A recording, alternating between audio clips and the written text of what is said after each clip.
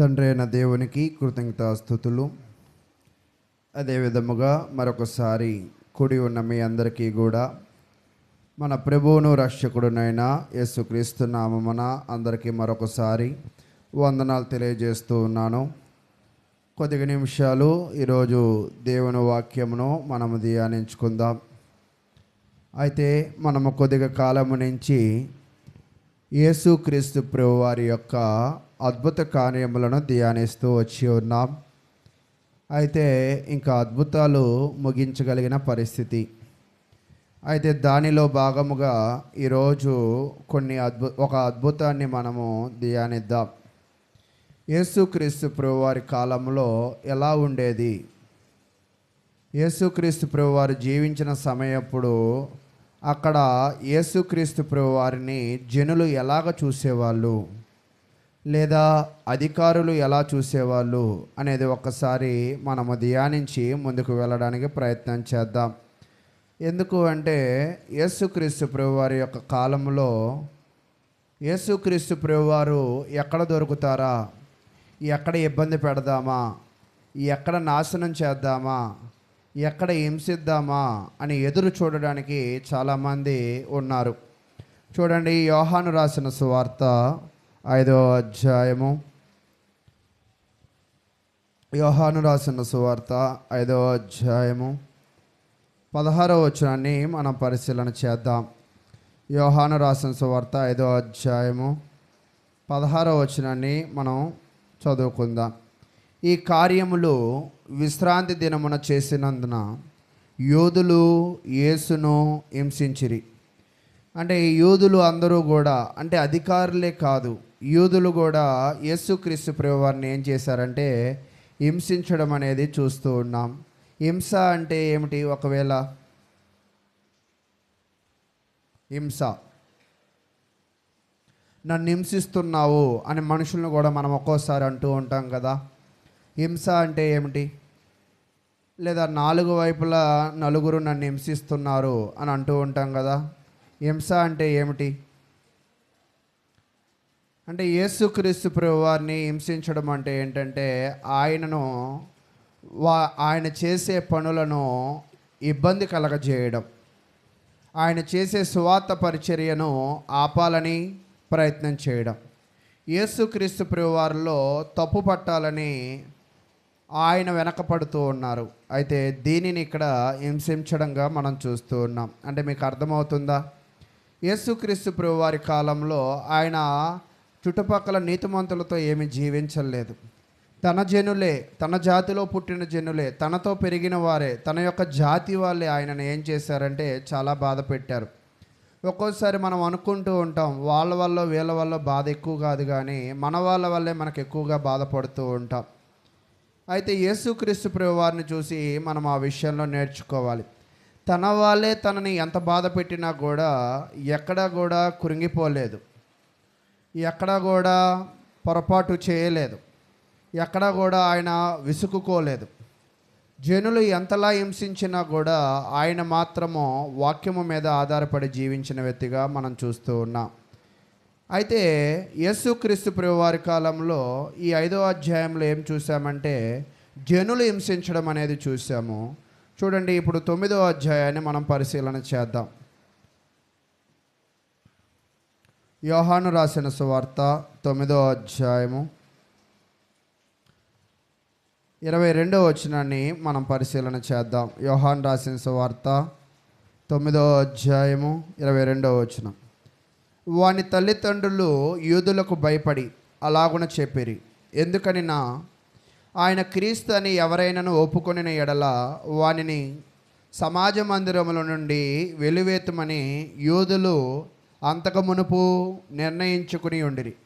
అంటే యేసుక్రీస్తు ప్రభు వారి కాలంలో ఆయనను హింసించడం మాత్రమే కాదు, ఎవరైనా యేసుక్రీస్తు ప్రభు వారిని దేవుడన్నా, యేసుక్రీస్తు ప్రభు వారిని ప్రవక్తన్నా, యేసుక్రీస్తు ప్రభు వారిని దేవుని కుమారుడు అన్నా కూడా అనని వాళ్ళను కూడా ఏం చేస్తున్నారంట? సమాజ మందిరంలో నుంచి వెలివేస్తూ ఉన్నారు. అయితే ఇటువైపు ప్రాంతాలలో తక్కువగానే క్రైస్తవులకి కొన్ని ప్రాంతాలు చూస్తున్నప్పుడు చనిపోయినప్పుడు సమాధులు కూడా ఇవ్వని పరిస్థితులు. ఎందుకంటే నువ్వు క్రైస్తవుడి కదా, నేను నీకు ఇవ్వని పరిస్థితి అని అంటూ ఉంటారు. మొన్న కూడా మేము ఒక 2 సందుల అవతలకు వెళ్ళినప్పుడు మా స్నేహితుడికి ఇల్లు కావాలన్నాడు. వెళ్ళి చూసాము. ఎవరు మీరు అన్నారు. క్రిస్టియన్స్ అన్నాం. అయితే ఇవ్వము ఇల్లు అన్నారు. అంటే కొన్ని సందర్భాలలో ఇల్లులు ఎవరు, స్థలాలు ఎవరు. అలాగే యేసుక్రీస్తు ప్రభు వారిని ఆ రోజు కాలంలో కూడా చూస్తున్నప్పుడు యేసుని ఎవరైనా దేవుడన్నా, యేసుని ఎవరైనా దేవుని కుమారుడన్నా, యేసుని ఎవరైనా ప్రవక్త అన్నా కూడా వాళ్ళందరినీ కూడా ఏం చేస్తారంటే దూరము పెడతారు. దూరం పెట్టడం కాదు, వెలివేస్తారు. చూడండి, ఆ మాట చెప్పడమే కాదు, నిజంగా అలా వేసిన పరిస్థితి చూస్తూ ఉన్నాం. అంటే వీళ్ళు యేసుక్రీస్తు ప్రభు వారితో కలిసి ఎవరైనా ఉండినట్లయితే వాళ్ళు ఎంత కఠినంగా వ్యవహరించారో 35వ వచనాన్ని చూద్దాం. 35వ వచనం. పరిసయ్యులు వానిని వెలివేసిరని. అంటే ఒక వ్యక్తి ఏం చేశాడంటే యేసుక్రీస్తు ప్రభు వారు దేవుడని లేదా ప్రవక్తని ఒప్పుకున్నందుకు అతనిని ఏం చేశారంట, వెలివేశారు. ఇంతకేమో వెలివేస్తాను అని అన్నారు, ఇప్పుడు నిజంగానే వెలివేశారు. అంటే మీకు అర్థమవుతుందా వీళ్ళ అభిప్రాయాలు ఎలాగ ఉన్నాయంటే, యేసుక్రీస్తుని ఎవరు కూడా ఏమనకూడదు, దేవుడు అనకూడదు. యేసుక్రీస్తుని ఏమనకూడదు, ప్రవక్త అనకూడదు. యేసుక్రీస్తుని ఏమనకూడదు, దేవుని కుమారుడని కూడా అనకూడదు. అలా పొరపాటున ఎవరైనా అంటే వాళ్ళందరినీ కూడా అక్కడ ఉన్న యూదులే వారిని ఏం చేశారంటే వెలివేసిన పరిస్థితులు అనేది మనం చూస్తూ ఉన్నాం. అయితే ప్రియులారా, ఆశ్చర్యకరమైన విషయం ఏమిటి అంటే యేసుక్రీస్తు ప్రభు వారిని మనం బైబిల్లో చూస్తున్నప్పుడు 4 సువార్తలలో, అంటే మత్తయి సువార్త, మార్కు సువార్త, లూకా సువార్తలు, ఈ 3 పుస్తకాల కన్నా యోహాను సువార్త ఏం చెప్తుందంటే యేసుక్రీస్తు దేవుడు, దేవుని కుమారుడు అని గట్టిగా చెప్తుందన్నమాట. అంటే యోహాను సువార్త ఏ ఉద్దేశంతో రాయబడింది అంటే ఆయన దేవుడని, ఆయన దేవుని కుమారుడు అనే విషయంతో రాయబడినట్లుగా మనం చూస్తూ ఉన్నాం. అయితే ప్రియులారా, ఈరోజు మనము ధ్యానించే వాక్యంలో మనం ముందుకు వెళదాం. చూడండి, యోహాను సువార్త 9వ అధ్యాయము 1వ వచనం. అంటే ఇప్పటిదాకా మనం ఏం పరిశీలన చేశామంటే యేసుక్రీస్తు కాలంలో ఆయనతో జనులు ఎలాగ ఉన్నారు, ఆయనతో అధికారులు ఎలాగ ఉన్నారు. ఎవరు ఎలా ఉన్నప్పటికీ కూడా ఆయన ఎక్కడా కూడా పనిచేయడము ఆపలేదు. శత్రువులు హింసించిన, వెలివేసిన, దూషించిన, నిందించిన యేసుక్రీస్తు ప్రభువారు ఆయన చేయవలసిన సువార్త పరిచర్యను, ఆయన చేయాలనుకున్న నిర్ణయించుకున్న పనిని ఆయన చేసుకుంటూనే వెళ్ళిపోయాడు. అయితే మనం పరిశీలన చేద్దాం. 1వ వచనం, యోహాను సువార్త 9వ అధ్యాయము 1వ వచనాన్ని మనం పరిశీలన చేద్దాం. ఆయన మార్గమున పోచుండగా గుడ్డి అయిన ఒక మనుషుడు కనపడెను. అంటే యేసుక్రీస్తు ప్రభువారు ఆయన శిష్యులు సువార్త పరిచర్యకి వెళుతూ ఉన్నారు. ఈ సువార్త పరిచర్యలో యోదయ, సమరయ, గలిలయ దేశాలలో బాగా పరిచర్య చేస్తూ ఉన్నారు. ఈ పరిచర్య చేస్తూ ఉన్నప్పుడు వాళ్ళ జీవితంలో చాలామంది వాళ్ళకి తారసపడ్డారు. తారసపడిన చాలామందిలో రోగాలను స్వస్థపరిచాడు, దెయ్యాలను స్వస్థపరిచాడు, అనేకమైన జలంధర రోగములను నయం చేసిన వ్యక్తి ఎవరు? యేసుక్రీస్తు ప్రభువు. ఇప్పుడు యేసుక్రీస్తు ప్రభువు వారు వెళుతూ ఉన్నప్పుడు ఒక వ్యక్తి కనపడ్డాడు. ఆ వ్యక్తి ఎవరంటే ఒక మగ వ్యక్తి. అతనిలో ఉన్న సమస్య ఏమిటి అంటే పుట్టి గుడ్డి అయినా, ఎప్పటి నుంచి గుడ్డితనం ఉందంట? పుట్టి గుడ్డివాడు. అంటే ఆయనకు పుట్టిన దగ్గర నుంచి ఏమీ లేదు, చూపే లేదు. అయితే ప్రియులారా, అప్పుడు శిష్యులు అంటున్నారు ఆయన్ని చూసి, 2వ వచనం, ఆయన శిష్యులు బోధకుడా, వీడు గుడ్డివాడే పుట్టుటకు ఎవడు పాపము చేసెను? ఏమడుగుతున్నారంట శిష్యులు? దారిలో ఉన్న ఒక గుడ్డివాడిని చూశారు. గుడ్డివాడిని చూసిన తర్వాత శిష్యులకు వచ్చిన మొదటి ప్రశ్న ఏమిటో తెలుసా? అతన్ని బాగు చేయాలని కాదు. వాళ్ళకు వచ్చిన మొదటి ప్రశ్న ఏంటంట? ఇతను గుడ్డివాడు కదా, ఇతనికి వచ్చిన గుడ్డితనము ఇతను చేసిన పాపం వలన లేదా వాళ్ళ తల్లిదండ్రులు చేసిన పాపం వలన? అంటే యేసుక్రీస్తు ప్రభు వారి కాలంలో మనుషులు ఎంత మూర్ఖంగా ఉన్నారన్న దానికి ఇదొక నిర్వచనం. చూడండి, ఎవరైనా గుడ్డివాడిని చూస్తే అయ్యో పాపం అనాలి, అతనికి ఏదైనా సహాయం చేయాలి. కానీ శిష్యుల యొక్క ప్రవర్తన ఎలా ఉందంట? ఇతను ప్రశ్నించే పనిలో పడ్డారు. ఇక్కడే కాదు, బెతస్దా కోనేరు దగ్గర కూడా 38 సంవత్సరాలుగా రోగముతో ఒక వ్యక్తి పడి ఉన్నాడు. అందరూ స్వస్థత పొందుతున్నారు, కానీ ఎవరు కూడా ఆయన గురించి ఆలోచన చేయలేదు. అంటే జనాల యొక్క వైఖరి ఎలాగుంటుందంటే ఎవరిది వాళ్ళే చూసుకుంటారు, కానీ ఇతరులకి మేలు చేయాలన్న మనసు వాళ్ళల్లో ఉండదు. అది ఇప్పుడే కాదు, 2000 సంవత్సరముల క్రితం, 2000 సంవత్సరాల క్రితమే కాదు, భూమి పుట్టిన మొదలుకొని కూడా మనిషి ఎలాంటి వాడంటే స్వార్థప్రియుడు. స్వార్థము అంటే వాడిది వాడే చూసుకుంటాడు, కానీ పక్కది ఎప్పుడు కూడా చూడడు. మీరు చూసినప్పుడు కయ్యూను హేబేలు విషయంలో కూడా అదే జరిగినట్లుగా స్వార్థమే ఏలుతున్నట్లుగా చూస్తూ ఉన్నాం. అంటే మనం అర్థం చేసుకోవాల్సిన విషయం ఏమిటి అంటే, మనతో పాటు ఎవరు ఉన్నారంటే స్వార్థపు కలిగిన జనులు కూడా ఉంటూ ఉన్నారు.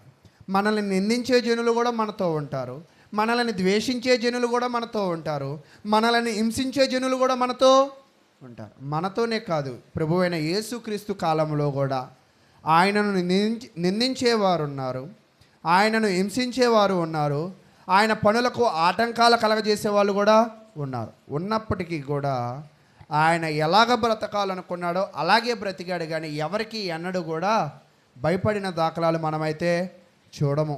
అయితే ప్రియులారా, పాత నిబంధనలో ఒక చిన్న మాట ఉంది. ఏమిటి ఆ మాట అంటే, యేసుక్రీస్తు ప్రభువారు కూడా అనేకమైన రోగాలు స్వస్థపరిచారు, కానీ ఎక్కువ రోగాలు స్వస్థపరిచింది ఏమిటి అంటే కంటి చూపే. మీరు బైబిల్లో చూడండి, చాలామంది గుడ్డివారిని యేసుక్రీస్తు స్వస్థపరిచారు. అంటే బైబిల్లో స్వస్థపరిచిన వాటన్నిటిలో ఎక్కువ స్వస్థపరిచింది ఏంటంటే కళ్ళు లేని వారికి ఆయన కళ్ళులను ప్రసాదించడం అనేది మనం చూస్తూ ఉన్నాం. పాత నిబంధన ప్రకారము కన్నులు లేని వారికి కన్నులు ఇచ్చిన వాడిని ఏమంటుందంటే బైబిల్ దేవుడు అని అంటుంది. చూడండి, కీర్తనల గ్రంథము 146వ కీర్తన. పాత నిబంధన గ్రంథంలో గుడ్డివారిగా ఉన్నప్పుడు గుడ్డివారిని చేసేది దేవుడే, గుడితనం నుంచి దూరపరిచేది కూడా దేవుడే అని నమ్మకం. కీర్తనలు 146వ కీర్తన 8వ వచనాన్ని మనం పరిశీలన చేద్దాం. కీర్తనలు 146వ కీర్తన 8వ వచనం. యెహోవా గుడ్డివారి కన్నులు తెరవచేయువాడు. అంటే కళ్ళు లేని వారి యొక్క కన్నులను తెరవజేసేవాడు ఎవరంట? యెహోవానే. యెహోవా అంటే దేవుడే. యెహోవా కృంగిన వారిని లేవనెత్తువాడు. యెహోవా నీతిమంతులను ప్రేమించువాడు. అంటే దేవునిలో ఉన్న గొప్ప గుణం ఏమిటి అంటే, ఇప్పటిదాకా మనం ఏం చూసామంటే మనుషులలో గుణం చూసాం. మనుషుల్లో గుణం ఏంటంటే ఇతరులను హింసించడము, ఇతరులను బాధ పెట్టడము, వాళ్ళ స్వార్థం వాళ్ళు చూసుకోవడమే చూస్తున్నాం. కానీ దేవుడి యొక్క గుణం ఏమిటి అంటే ఇతరులకు సహాయము చేయడం. సహాయము చేయడమే కాదు, ఎవరికి బాగా సహాయం చేస్తాడంటే దేవుడు నీతిమంతులకు ఎక్కువ సహాయం చేస్తాడు. ఈరోజు నువ్వు దేవుని సహాయం ఒకవేళ కావాలని కోరుకుంటున్నావా? నువ్వు ఎలా బ్రతకాలంటే నీతిగా బ్రతకాలి. నువ్వు నీతిగా బ్రతకకుండా నాకు దేవుని సహాయం కావాలి, దేవుడి మేలు కావాలి, దేవుని యొక్క అవసరం నాకు ఉంది అని అనుకుంటే దేవుడు సహాయం చేయడు. దేవుడి యొక్క సహాయము నువ్వు పొందాలి అంటే నువ్వు ముందుగా ఎలాగ ఉండాలంటే నువ్వు నీతిమంతుడుగా ఉండాలి. ఒకవేళ నువ్వు నీతిమంతుడుగా ఉండినట్లయితే నీ గుడ్డితనాన్ని ఏం చేస్తాడంట దేవుడు? నీ కన్నులను తెరవచేయువాడు యెహోవా, కృంగిన వారిని లేవనెత్తువాడు యెహోవా. అవును, ప్రతి మానవ జీవితం ఎలాగుంటుందంటే ఒక్కోసారి బాధల చేత, అప్పుల చేత, లేదా కుటుంబ సమస్యల చేత, స్నేహితుల సమస్యల చేత మనిషికి చాలా సమస్యలతో ఈ భూమి మీద కృంగిపోయేవాడిగాను, లేదా చాలా సమస్యల చేత అతను చాలా ఇబ్బందులు పడేవాడిగాను ఉంటాడు. ఇలా ఉన్న ప్రతి ఒక్కరిని కూడా ఒకవేళ నువ్వు నీతిమంతుడుగా బ్రతకగలిగినట్లయితే కృంగిపోయిన వారిని లేవనెత్తేవాడిగాను, అనారోగ్యంతో ఉన్న వారిని ఆరోగ్యాన్ని దయచేసేవాడిగాను ఎవరు ఉంటారంటే దేవుడైన యెహోవా అంటాడు. అంటే మీకు అర్థమవుతుందా? గుడ్డివారి కన్నులకు కన్నులు ఇచ్చేది ఎవరు? యెహోవాని. అంటే ఇప్పుడు యేసుక్రీస్తు ప్రభు వారు కూడా 4 సువార్త పుస్తకాలలో ఎక్కువ మందికి కళ్ళు ఇచ్చాడు కదా, మరి ఈయన ఎవరవుతారు? మీకు అర్థమవుతుందా నేను చెప్పింది? కన్నులు ఇచ్చేవాడిని పాత నిబంధన ఏమంటుందంటే దేవుడు అంటుంది. మరి ఇంతమందికి కంటి చూపుని ఇస్తున్నాడంటే మరి యేసుక్రీస్తు ఏమవుతాడంటే ఆయన దేవుడు అవుతాడు అని మనం నేర్చుకోవాలి. అయితే ప్రియులారా చూడండి, యెషయా గ్రంథము 29వ అధ్యాయం. పాత నిబంధన ఎప్పుడో చెప్పింది యేసుక్రీస్తు అనే ఒక దేవుడు వస్తాడు. ఆ దేవుడు వచ్చినప్పుడు చెవి గలవారు వింటారు, చీకటి అంధకారం కలిగిన గుడ్డివారికి కన్నులను ఆయన ఇచ్చేవాడిగా ఉంటాడు అని చెప్తూ ఉందన్నమాట. చూడండి, యెషయా గ్రంథము 29వ అధ్యాయము 18వ వచనాన్ని మనం పరిశీలన చేద్దాం. ఆ దినమున చెవిటివారు గ్రంథ వాక్యములు విందురు. అంటే చెవిటి వారికి వాక్యం వినబడిద్దా? ఎవరి మాటైనా వినపడిద్దా? కానీ యేసుక్రీస్తు ప్రభు వారి కాలంలో చెవి లేని వాళ్ళకి కూడా చెవులు వినపడతాయంట. అంటే ఆ చెవి లేని వారికి యేసుక్రీస్తు ఏం చేస్తాడు? చెవి గల వినగలిగిన ఆరోగ్యాన్ని ఆయన ఇస్తాడు. తర్వాత అంధకారము కలిగినను గాఢాంధకారము కలిగినను గుడ్డివారు కన్నులారా అంటే చెవి గలవారు వింటారంటున్నారు, గుడ్డి గలవారు చూస్తా అంటున్నారు. ఎలా సాధ్యపడిద్ది అంటే వాళ్ళకున్న బలహీనత దూరమైనప్పుడు, అంతేనా? చెవి గలవాడు చెవిటివాడు ఎలా వింటాడు? చెవు పని చేసినప్పుడు. గుడ్డివాడు ఎలా చూస్తాడు? కన్నులు బాగుపడినప్పుడు. యేసుక్రీస్తు ప్రభు వారి కాలంలో కూడా మీరు పరిశీలన చేసినట్లయితే మత్తయి సువార్త, మార్కు సువార్త, లూకా సువార్త, యోహాను సువార్త ఇలా చాలా పుస్తకాలు మనం చూస్తూ ఉన్నప్పుడు చాలా పుస్తకాలలో ఆయన చాలా అద్భుతాలను ఆయన చేసినట్లుగా మనమైతే చూస్తూ ఉన్నాం. అంటే చెవిటి వారినే కానీ, గుడ్డివారినే కానీ, మగవారినే కానీ, దెయ్యము పట్టిన వారినే కానీ, పక్షవాయువు కలిగిన వారినే కానీ ఇలా చెప్పుకుంటూ వెళ్ళినట్లయితే చాలామంది రోగులను ఆయన ఏం చేశాడంటే స్వస్థపరిచిన దేవుడుగా మనమైతే చూస్తూ ఉన్నాం. మీరు అక్కడ పరిశీలన చేసినట్లయితే మత్తయి సువార్తలో 21 అద్భుతాలు చేశాడు, మార్కు సువార్తలో 18 అద్భుతాలు చేశాడు, లూకా సువార్తలో 18 అద్భుతాలు చేశాడు, యోహాను సువార్తలో 7 అద్భుతాలు చేశాడు. ఇవే కాదు, బైబిల్లో రాయని అనేకమైన అద్భుతాలు కూడా ఆయన చేశాడు. ప్రతి ఒక్క అద్భుతానికి అర్థం ఏమిటి అంటే ఆయన దేవుడు దేవుడు దేవుడు అని చెప్పడమే.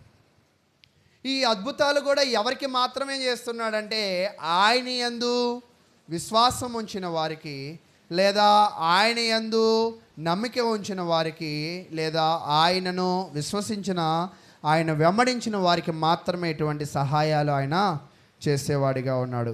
కాబట్టి ప్రియులారా, నేను కూడా మీకేం తెలియజేస్తున్నానంటే మీ జీవితంలో కూడా ఏదైనా గొప్ప అద్భుతాన్ని మీరు చూడాలనుకుంటే, మీ జీవితంలో కూడా మీ పరిస్థితుల్లో మీరు కృంగిపోయినప్పుడు మీరు లేవాలి అన్న అభిప్రాయం మీకు కలిగినట్లయితే మీరు చేయవలసిన మొట్టమొదటి పని ఏమిటి అంటే మీరు నీతిమంతుడిగా బ్రతకడం, మీరు క్రీస్తులో ఎవరిని చూడడం? దేవుణ్ణి చూడడము మనము నేర్చుకోవాలి. అయితే ప్రియులారా, మరలా చరిత్రలోకి వద్దాం. యోహాను సువార్తలో కూడా ఇప్పుడు ఎవరు కనపడుతున్నారంటే ఒక గుడ్డివాడు కనపడుతున్నాడు. ఈ గుడ్డివాడికి చూసినప్పుడు శిష్యులకు వచ్చిన ప్రశ్న ఏమిటి అంటే, అయ్యా, మనుషులకు అంగవైకల్యం ఎందుకు వచ్చింది? అంగవైకల్యము పాపము చేస్తే వచ్చిద్దా? ఆ మనిషి చేసిన పాపానికి వచ్చిద్దా? పూర్వీకులు చేసిన పాపానికి వచ్చిద్దా అని అడుగుతూ ఉన్నారు.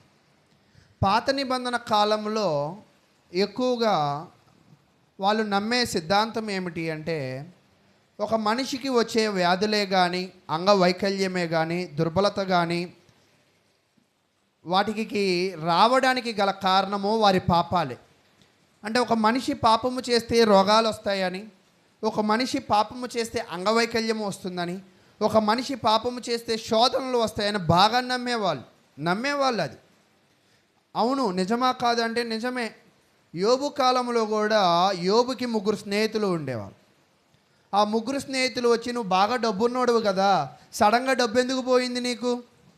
సడన్గా పిల్లలు ఎందుకు చచ్చిపోయారు?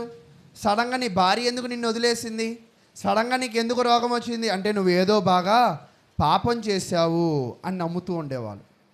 కాబట్టి ప్రియులారా, అయితే ఇక్కడ యేసుక్రీస్తు ప్రభువారు వీరికి ఉన్న అపోహకు, వీరికి ఉన్న అజ్ఞానానికి ఈరోజు వాక్యము ద్వారా వాళ్ళకి తెలియజేస్తూ ఉన్నాడనమాట.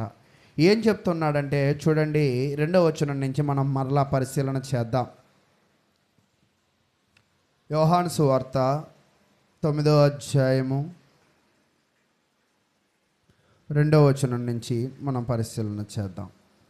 ఆయన శిష్యులు, బోధకుడా, వీడు గుడ్డివాడై పుట్టుటకు ఎవడు పాపము చేసెను, వీడా వీడిని కన్నవారా అని ఆయనను అడగాల్సిన ప్రశ్న అడిగేశారు. అయితే వాళ్ళకున్న మూఢనమ్మకాలు, వాళ్ళలో ఉన్న కుతూహలము అనేది యేసుక్రీస్తు ముందు పెట్టారు. అప్పుడు యేసుక్రీస్తు అంటున్నాడు, ఇతను చేసిన పాపం వల్ల అంగవైక్యం రాలేదు, వీళ్ళ పూర్వీకులు చేసిన పాపం వల్ల కూడా రాలేదు, వీళ్ళ పూర్వజన్మలో చేసిన పాపం వల్ల కూడా రాలేదు. అయితే ఎందుకు ఇది వచ్చింది అంటే 3వ వచనం, యేసు, వీడైనను వీడిని కన్నవారైనను పాపం చేయలేదు, కానీ దేవుని క్రియలు వీని యందు ప్రత్యక్షపరచబడుటకే వీడు గుడ్డివాడిగా పుట్టించను. అంటే దేవుడు ప్రతి దానిని పుట్టించడానికి ఒక రీజన్ ఉంటుంది.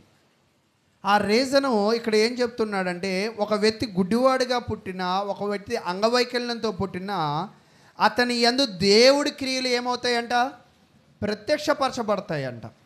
అంటే అతని ద్వారా దేవుడు మనకి ఏదో విషయాన్ని తెలియజేయాలని ఆశపడుతూ ఉన్నట్లుగా మనం చూస్తూ ఉన్నాం.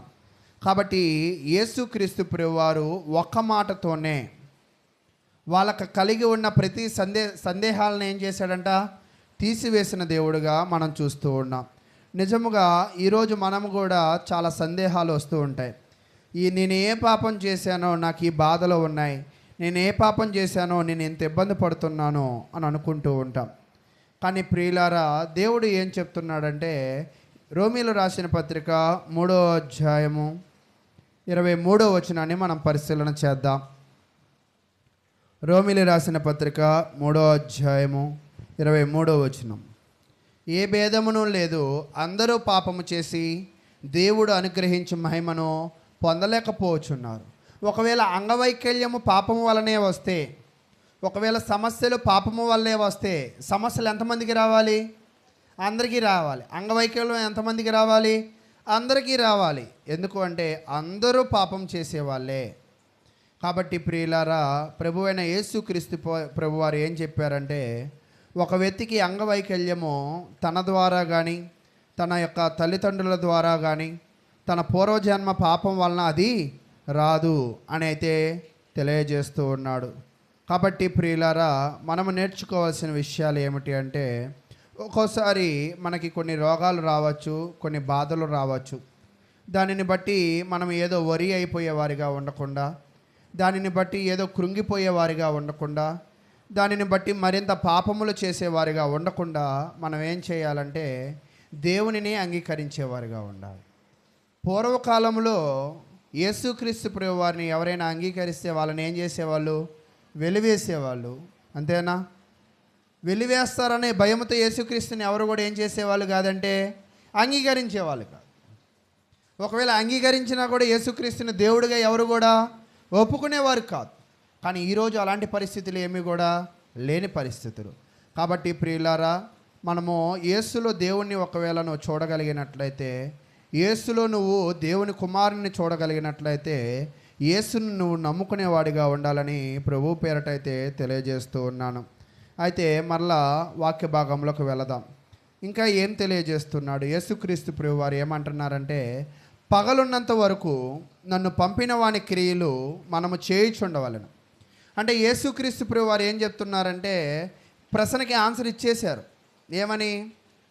అతనికి గుడ్డితనమో తన పాపమో తన పూర్వీకుల పాపం కాదు, దేవుడి మహిమ అతని యందు ప్రత్యక్షపరచబడుతుంది. అయితే నేను పగలున్నంత వరకు నన్ను పంపిన వాని క్రియలు మనము చేయుచుండవలెను, రాత్రి వచ్చుచున్నది, అప్పుడు ఎవడును పని చేయడు.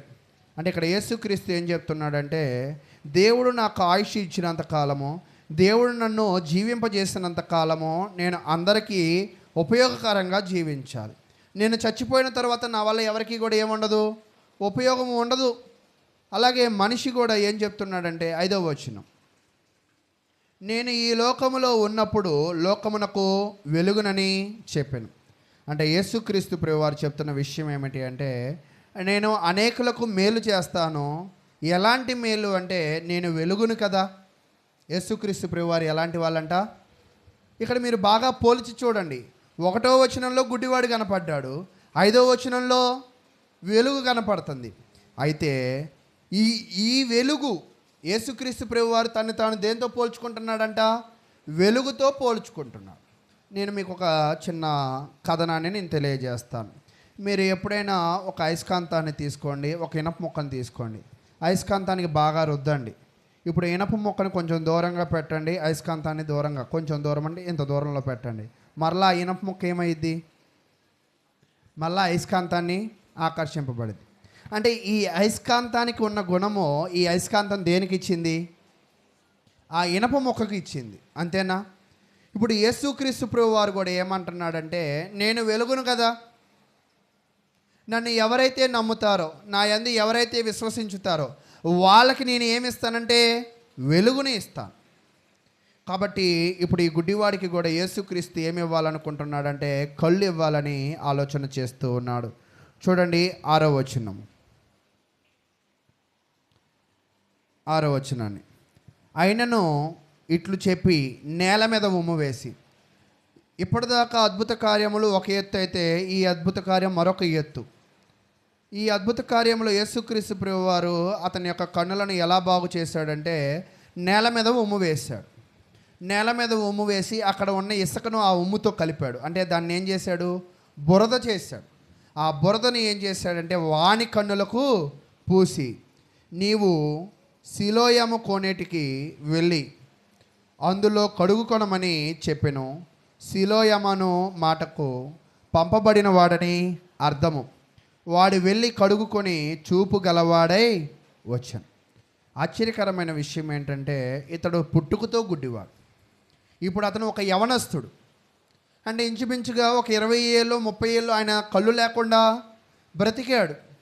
కళ్ళు లేకుండా బ్రతికిన వానికి ఎవరు వెలుగునిచ్చారంట? యేసుక్రీస్తు ప్రభువారు ఇచ్చారు.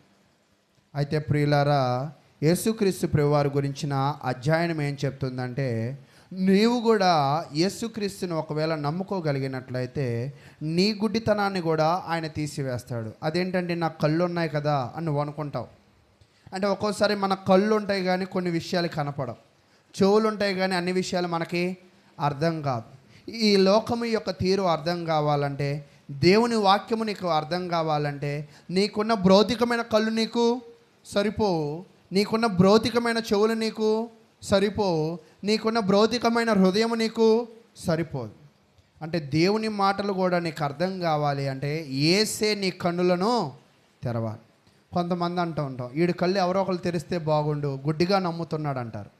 గుడ్డిగా నమ్మడం అంటే కళ్ళుండి కూడా ఏం చేస్తారు? గుడ్డిగా నమ్ముతూ ఉంటారు. అలాగే ఈరోజు ఈ లోకంలో చాలామంది ఈ లోకాన్ని గుడ్డిగా నమ్ముతున్నారు. క్రీస్తుని ఎవరు నమ్మేవారిగా లేరు. కానీ ఒకవేళ నువ్వు క్రీస్తుని నమ్మగలిగినట్లయితే క్రీస్తు నీ గుడ్డితనాన్ని దూరపరిచి కృంగిన నిన్ను లేవనెత్తేవాడిగా ఉంటాడు.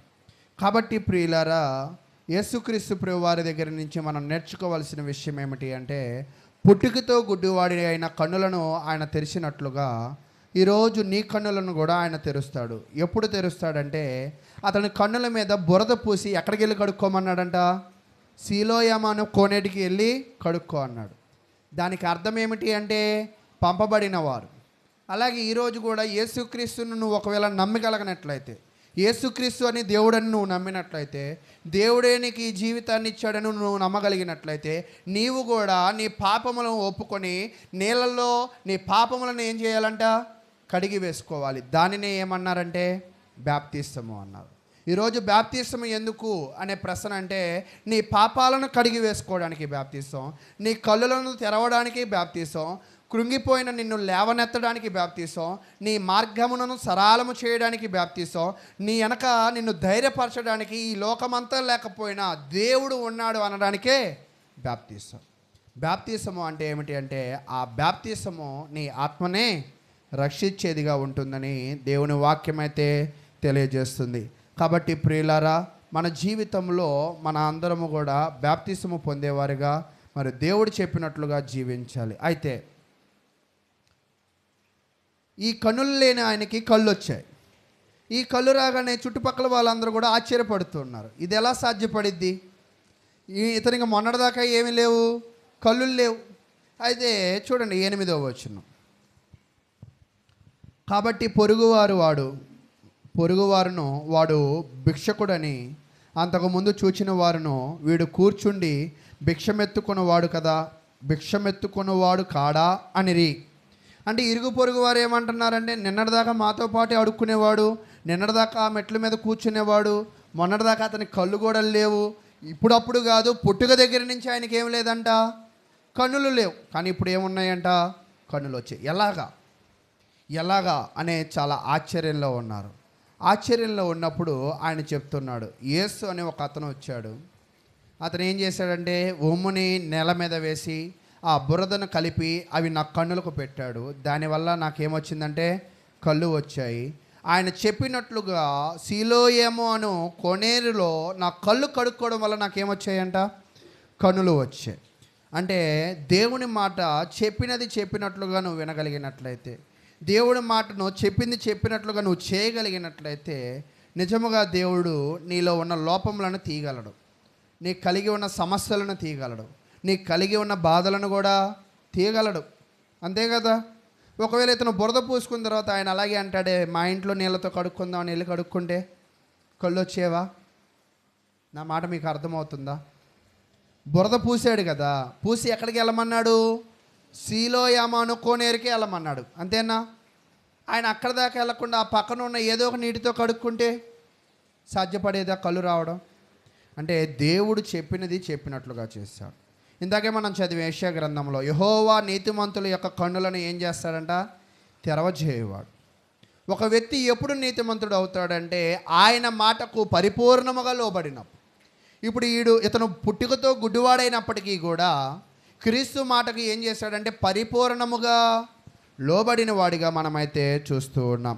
కాబట్టి ప్రియులారా, ఈరోజు నేను ఎలా ఉన్నావో ఒకసారి పరిశీలన చేయండి.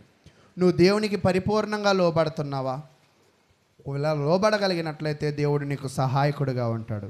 అయితే ఈ విషయం ఎక్కడ దాకా వెళ్ళిపోయిందంటే పరిశీలు దాకా వెళ్ళిపోయింది. పరిశీలు దాకా వెళ్ళిపోయి ఆ గుడ్డివాడిని పిలిచాడు. ఏంటి, నిజంగా నువ్వు గుడ్డివాడివేనా? ఇప్పటిదాకా నటించావా? లేదా నీలాంటి మనిషి ఎవరైనా ఉన్నారా అని పరిశీలి అడిగాడు. అదేం కాదయ్యా, నేను నిజంగా పుట్టుకతో గుడ్డివాడినే. నాకు యేసు అని ఒక అతను వచ్చాడు, అతను ఏం చేశాడంట, కళ్ళు ఇచ్చాడు అన్నాడు. అసలు కళ్ళు ఇవ్వడానికి ఆయన ఎవరు, కళ్ళు తీసుకోవడానికి నువ్వెవరు? ఇది విశ్రాంతి దినం కదా.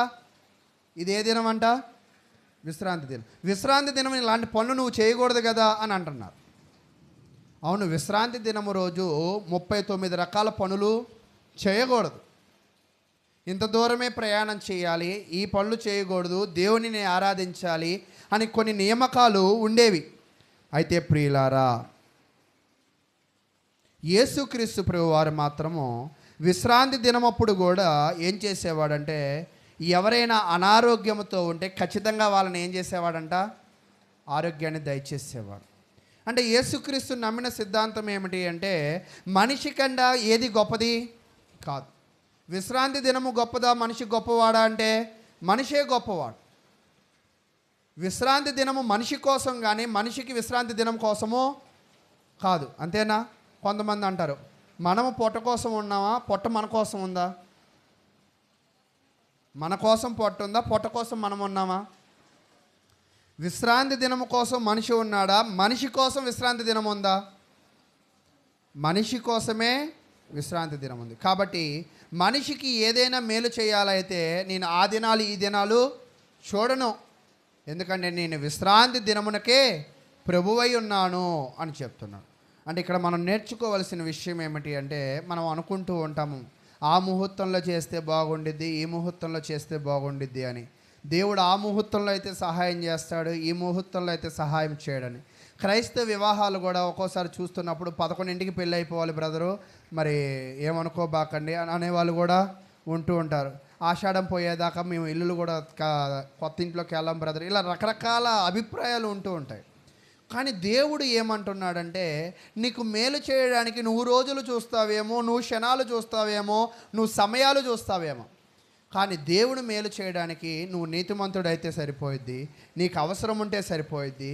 ఏ రోజు, ఏ దినాలు, ఏ గడియలు చూడకుండానే ఆయన నీకేం చేస్తాడంట, సహాయం చేసేవాడిగా ఉంటాడని దేవుని వాక్యం అయితే తెలియజేస్తుంది. అయితే పరిసయ్యులకు ఇంకా నమ్మబుద్ధి కావట్ల. ఏమని? కళ్ళు ఇతను నటిస్తున్నాడని వాళ్ళ అమ్మ నాన్నని పిలిచారు.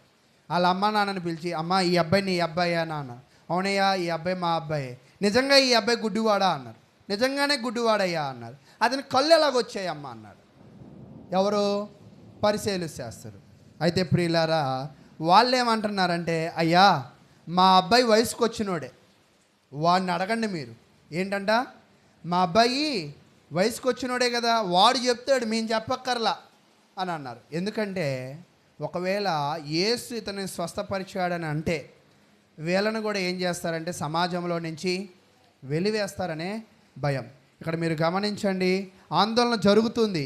ఈ గుడ్డివాడి కన్నులు ఎలాగొచ్చాయి? వాళ్ళ అమ్మ నాన్నను కూడా అడుగుతున్నారు, ఎలా వచ్చాయి అంటే, అయ్యా మాకెలా తెలుస్తుంది, ఆడైతే గుడ్డివాడు, అది మేము చెప్తాం, ఆడికి ఎలా వచ్చాయా అనేది వాడినే అడగండి అన్నాడు. ఇందాక అడిగారా లేదా? అడిగారు. మరలా వాడిని పిలిచారు. మరలా పిలిచి ఏమంటున్నారంటే, నువ్వు గుడివాడివేనా నిజంగా అన్నాడు. నువ్వు ఎలాగో చెప్తే వినో, ఇంత చెప్పే కదా నేను. ఏంటి ఇన్నిసార్లు అడుగుతున్నారు మీరు? యేసుక్రీస్తు ప్రభువారు శిష్యులు అవుతారా ఏంటి మీరు కూడా అన్నారు. మేమేం అవ్వం. మేము ఎవరు శిష్యులం అంటే, మేము మోషే శిష్యులము, మేము యేసుక్రీస్తు శిష్యులము కాము. యేసుక్రీస్తు అనేవాడు అతను ఒక పాపి అనే అభిప్రాయం ఎవరిలో ఉందంటే పరిసయ్యులు శాస్త్రుల్లో ఉంది. అంటే ఎందుకు ఈ విషయాలన్నీ నేను మీకు చెప్తున్నానంటే, చూడండి అక్కడ ఆందోళన పడుతూ ఉన్నారు. నీకు వీడి కళ్ళు ఎలాగో వచ్చాయి, విశ్రాంతి దినం రోజు వీడిని ఎవరు బాగు చేశారో అన్న ఆందోళన జరుగుతుంది. కానీ యేసుక్రీస్తు ప్రభువారు చేసిన అద్భుతాన్ని వాళ్ళు ఏం చేయలేకపోతున్నారంట, జీర్ణించుకోలేకపోతున్నారు. ఎలా చేశాడని తన్నుకుంటున్నారు. కానీ గుడ్డివారు కన్నులను తెరవదేసేవాడు ఎవరంట? దేవుడే. అంటే ఇప్పుడు ఇతను కన్నులు యేసు తెరిచాడని నమ్మితే పరిసయ్యుల శాస్త్రులు కూడా ఈయన ఏమనాలి? దేవుడు అనాలి. అందుకే ఏమంటున్నారంటే, నీ కళ్ళు రాలేదు, నువ్వు ఇంతకుముందే కళ్ళున్నోడివి అని ఇతనిని తప్పుపడుతూ ఉన్నారు. అర్థమవుతుందా మీకు? కాబట్టి ప్రియులారా, మనుషులు ఎలాగ ఉంటారంటే నిజంగా దేవుని దగ్గరికి వెళ్ళనీయకుండా ఇలాంటి పనులే చేస్తూ ఉంటారు. కాబట్టి అక్కడ వాళ్ళు ఆందోళన చెందుతున్నారు. వాళ్ళు ఆందోళన చెందిన తర్వాత అక్కడ ఏం జరుగుతుందో మనం పరిశీలన చేద్దాం. అయితే చూడండి, యోహాను సువార్త 9వ అధ్యాయము మరలా రెండోసారి కూడా పిలిచి అడిగారు కదా, 24వ వచనంలో అది ఉంటుందన్నమాట. పిలిచి అడిగిన తర్వాత అప్పుడు వాళ్ళు ఏమంటున్నారో చూద్దాం. 27వ వచనాన్ని చూద్దాం. వాడు ఇందాక మీతో చెప్పి తిని కదా, మీరు వినకపోతిరి, మీరు ఎందుకు మరలా వినగోరుచున్నారు? మీరును ఆయన శిష్యులొకడుకు కోరుచున్నారా ఏమి అని వారితో అనిన. అందుకు వారు, నీవే వాని శిష్యుడవు, మేము మోషే, నువ్వు వాడిని నమ్ముకో, మేము మాత్రం వాడిని నమ్మము అని చెప్తున్నారు. 29వ వచనం. దేవుడు మోషేతో మాట్లాడినని ఎరుగుదము, కానీ వీడు ఎక్కడ నుండి వచ్చినో ఎరగమని చెప్పి వానిని దూషించిరి. నిజముగా ఒక్కోసారి మనుషులు ఎలాగ ఉంటారంటే, అయ్యా నువ్వు కొంచెం వాక్యానికి విరుద్ధంగా ఉన్నావు, ఇలా చేస్తే బాగుండిద్ది అయ్యా అని అన్నామనుకోండి, అదేం పట్టించుకోరు. నువ్వెంత, నీ బతుకెంత, నీ స్థాయి ఎంత, నాకే చెప్తావా, నిన్ను అంత చూస్తా, ఇలా మాట్లాడుతూ ఉంటారు. ఈ పరిసయ్యుల శాస్త్రుల పరిస్థితి కూడా ఎలా ఉంది? యేసుక్రీస్తు చేసిన అద్భుతాన్ని గ్రహించలేకపోతున్నారు, యేసుక్రీస్తుని దేవుడిగా అంగీకరించలేకపోతున్నాడు, యేసుక్రీస్తుని దేవుని కుమారుడిగా తెలుసుకోలేకపోతున్నారు, యేసుక్రీస్తు ప్రభువారిని ప్రవక్తగా కూడా తెలుసుకోలేకపోతున్నారు. నిజమైన గుడ్డివారు ఇప్పుడు ఎవరో చెప్పండి? వీళ్ళే, యూదులు, పరిసయ్యులు, శాస్త్రులు. అయితే 30వ వచనం లాస్ట్లో, అయినను ఆయన నా కన్నులు తెరచను, నువ్వు నమ్మినా నమ్మకపోయినా యేసే నా కన్నులను తెరిచాడని చెప్పాడు. అయితే ఇప్పుడు యేసుక్రీస్తుని ఎవరు బాగా నమ్ముతున్నారంట? ఈ గుడ్డివాడు నమ్ముతున్నాడు. ఈ గుడ్డివాడు నమ్ముతున్నందుకు ఈ గుడ్డివాడిని ఏం చేశారంటే వెలివేసేశారు. 34వ వచనం. అందుకు వారు, నీవు కేవలము పాపివై పుట్టినవాడు. అంటే పరిశీలి శాస్త్రులు మీకు కింద చెప్పే కదా, ఏదైనా అంగవైకల్యం ఉన్నా, ఏదైనా శోధనలు ఉన్నా ఎందుకు వస్తాయని నమ్ముతున్నారు? పాపము చేస్తే వచ్చే. నువ్వు పాపిష్టివి కాబట్టి, నువ్వు పాపం చేసిన వాడివి కాబట్టి నువ్వు నాతో మాట్లాడడానికి సరిపోవు అంటున్నాడు. ఆశ్చర్యకరమైన విషయం ఏంటంటే, గుడ్డివాడు వాళ్ళతో మాట్లాడారా, వాళ్ళు వచ్చి ఈయనతో మాట్లాడారా? మళ్ళీ తిరిగి ఏమంటున్నారు? నువ్వు పాపం కలిగిన వాడి, నీతో మేము మాట్లాడడం. అంటే మాట్లాడితే ఒప్పుకోవాలి. గుడ్డోడికి కళ్ళు వచ్చాయని ఒప్పుకోవాలి. ఆ కళ్ళున్నోడు ఆ కళను ఎవరిచ్చారని ఒప్పుకోవాలి? యేసు అని ఒప్పుకోవాలి. కళ్ళను ఇవ్వగలిగే సామర్థ్యత ఎవరికి ఉందని ఒప్పుకోవాలి? దేవుడికని ఒప్పుకోవాలి. అంటే ఇప్పుడు యేసుని ఏమని ఒప్పుకోవాలంటే దేవుడని ఒప్పుకోవాలి. అయితే వెలివేసేశారు. అయితే 35వ వచనం. పరిసయ్యులు వానిని వెలివేసిరని యేసు విని వానిని కనుగొని, నీవు దేవుని కుమారుని యందు విశ్వాసం ఉంచుచున్నావా అని అడిగాను. అందుకు వాడు, ప్రభువా, నేను ఆయన యందు విశ్వాసం ఉంచుటకు ఆయన ఎవడని అడగగా. అంటే వాస్తవానికి ఈ గుడ్డివాడికి యేసుక్రీస్తు ప్రభువారి గురించి ఏం తెలియదు. నిజమేంటంటే యేసుక్రీస్తులో దేవుడు ఉన్నాడని, దేవుని కుమారుడు ఉన్నాడని ఏం తెలియదు. ఇప్పుడు యేసుక్రీస్తు ప్రభువారు వచ్చి, నిన్ను వాళ్ళు వెలివేశారు కదా, ఏంటి నువ్వు దేవుని కుమారుడు యందు నీకు విశ్వాసం ఉందా అన్నాడు. అయ్యా, నాకు దేవుని కుమారుడు ఎవరో తెలియదు అయ్యా. ఎవరో కాదు, నేనే దేవుని కుమారుణ్ణి, నేనే దేవుణ్ణి. ఎందుకంటే నీ కళ్ళుని నేను ఇచ్చా కదా. కన్నులు ఇవ్వగలిగిన సామర్థ్యం ఎవరిలో మాత్రమే ఉందంటే దేవునిలో మాత్రమే ఉంది. కాబట్టి నీకు నేను కన్నులు ఇచ్చాను కాబట్టి నేనే దేవుణ్ణి, నేనే దేవుని కుమారుడిని అన్న సందర్భాన్ని చూస్తాం. అప్పుడు 38వ వచనం. అంతటా వాడు, ప్రభువా, నేను విశ్వసించుచున్నాను. అంటే ఒక గుడ్డివాడు విశ్వసించడానికి ఎంతసేపు సమయం తీసుకున్నాడు? వారం రోజుల, నెల రోజుల, ఎంతసేపు? వెంటనే. నిజముగా దేవుడు చేసిన ఆశ్చర్య కార్యములను మనం ధ్యానించినట్లయితే నిజంగా దేవుడు ఉన్నాడని, ఆయన లేకపోతే మనము బ్రతకలేమని, ఆయన ద్వారానే మనం బ్రతుకుచున్నామని మనకు ఒకవేళ అర్థమైతే ప్రతి ఒక్కరు కూడా యేసుక్రీస్తు నామమున బాప్తిసము తీసుకోవడానికి ఖచ్చితంగా ఏమవుతారంట? సిద్ధపడేవారుగా ఉంటారు. వెంటనే ఆయన ఏం చేశాడంటే గుడ్డివాడు ఆయనను మ్రొక్కడం అంటే ఆరాధించారు. మనుషులు ఎవరిని ఆరాధిస్తారు? అసలు దేవుణ్ణి మాత్రమే ఆరాధిస్తారు. అంటే ఇప్పుడు గుడ్డివాడు యేసులో ఎవరిని చూశాడు? యేసులో దేవుని కుమారుని చూశాడు. దేవుణ్ణి చూసినట్లుగా మనం చూస్తున్నాం. కాబట్టి ప్రియులారా, నేను కూడా ప్రేమపూర్వకంగా మీకు తెలియజేసేది విషయం ఏమిటి అంటే, కన్నులు ఉండి కూడా పరిసయ్యులు, శాస్త్రులు, యోధులు యేసుని హింసించారు, యేసుని నిందించారు, యేసుని ఇబ్బందుల పాలు చేశారు. ఒక కన్ను లేని వానికి కన్నులు ఇచ్చిన తర్వాత యేసులో ఉన్న దైవత్వాన్ని చూడగలిగారు. ఈరోజు నిజంగా మనకి కన్నులు ఉన్నాయి, నిజంగా మనకు చెవులు ఉన్నాయి, నిజంగా మనం బ్రతుకుతున్నాము అంటే అది దేవుని దయ. అది దేవుని దయ అని ఒకవేళ నీకు అర్థమైనట్లయితే దేవుని యొక్క మాటలకు నీవు లోబడి దేవుని యందు విశ్వాసం ఉంచి దేవునికి విధేయుడిగా జీవించడానికి, ఆయన నామమందు విశ్వసించి బాప్తిసం పొందడానికి మనం ఏం చేయాలంట? సిద్ధపడాలి. సిద్ధపడమే కాదు, సిద్ధపడిన వాళ్ళు కూడా ఎలాగ ఉండాలంటే ఆయనను వెంబడించాలి. ఒకవేళ ఆయనను వెంబడించకపోతే నీ కనులు ఉండి కూడా వృధానే అని దేవుని వాక్యం అయితే తెలియజేస్తుంది. కాబట్టి ప్రియులారా, విశ్రాంతి దినము రోజు యేసుక్రీస్తు ప్రభువారు చేస్తున్న అద్భుత కార్యాలు చాలా ఉన్నాయి. యేసుక్రీస్తు ప్రభువారు చేసిన అద్భుత కార్యంలో ఎక్కువ అద్భుతాలు ఏమున్నాయంటే కన్నులు తెరవడం.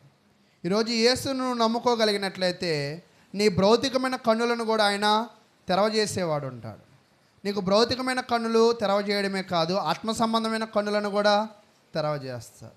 ఆత్మ సంబంధమైన కన్నులు నీకు ఉండగలిగినట్లయితే నిన్ను ఎవరు మోసం చేస్తారు, నిన్ను ఎవరు అన్యాయం చేస్తారు, నిన్ను ఎవరు నాశనం చేస్తారు, నువ్వు తొందరగా దాన్ని ఏం చేయగలవంట? గ్రహించగలవు. ఒకవేళ గ్రహింపు లేకపోతే ఆ పాపపు ఊబిలో నువ్వు ఖచ్చితంగా పడిపోతావు. కాబట్టి ప్రియులారా, ఈ లోకంలో నువ్వు సంతోషంగా సమాధానంగా బ్రతకాలి అంటే దేవుణ్ణి నమ్ముకోవాల్సిన అవసరం ఎంత మాత్రమైనా ఉన్నదని తెలియజేస్తూ, ఎంతో ఓపికగా విన్న మీ అందరికీ కూడా ప్రభు నామమున వందనాలు తెలియజేస్తూ ముగిస్తూ ఉన్నాను.